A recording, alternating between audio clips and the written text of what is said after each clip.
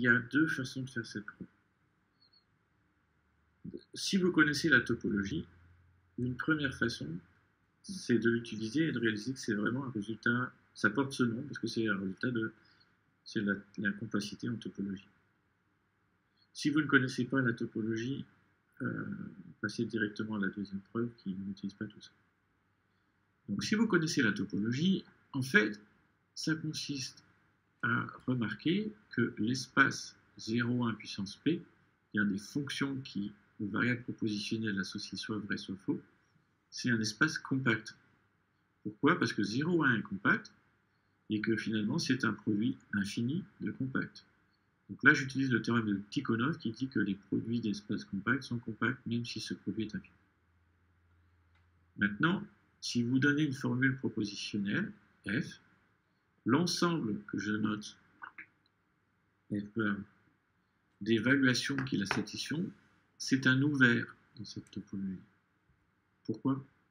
Parce que la valeur de vérité d'une formule ne dépend que d'un nombre fini de variables, en l'occurrence celles qui apparaissent dans la formule. Donc si vous regardez, c'est bien un ouvert. C'est en fait aussi un fermé, puisqu'il se trouve que si vous ne satisfaisez pas f, c'est que vous satisfaisez sa négation. Donc en raisonnant sur la négation, ce sera aussi un fermé. Maintenant, dire que 0,1 puissance p est compact, c'est dire que toute famille de fermés dont l'intersection est vide, de toute famille de fermés dont l'intersection est vide, on peut extraire une famille finie dont l'intersection est aussi vide.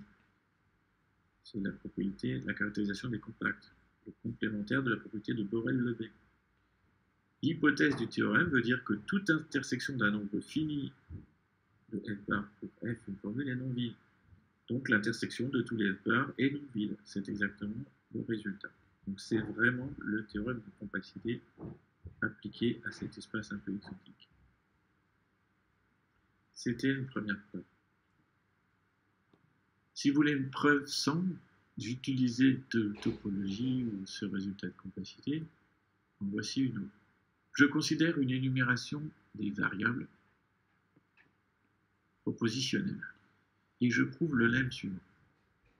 Supposons qu'il y a une application de P1, Pn dans 0,1 tel que tout sous-ensemble fini de sigma est un modèle dans lequel P1 et P2 prennent les valeurs V, P1, V, Pn. Alors, on peut étendre V à une variable de plus avec la même propriété.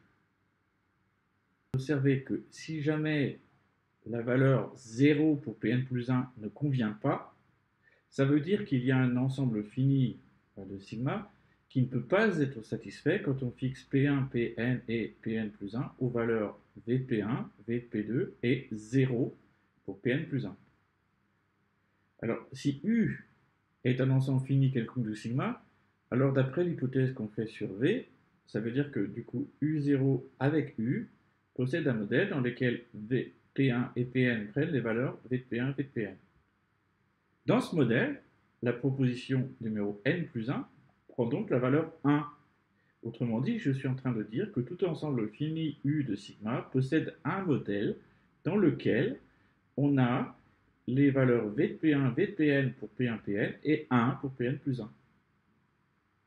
Ce que je viens de dire, c'est que soit fixer Pn plus 1 à 0 convient, auquel cas c'est gagné, on peut le fixer à 0, soit ça ne convient pas, auquel cas, par le raisonnement qui est au-dessus, je peux le fixer à 1. Donc dans tous les cas, j'ai bien mon lemme. Donc une fois que j'ai ce lemme,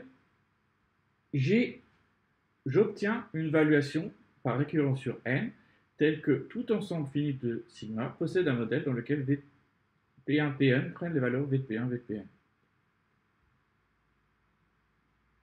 Et j'en déduis que cette valuation satisfait bien sigma, l'ensemble de mes formules propositionnelles. Pourquoi?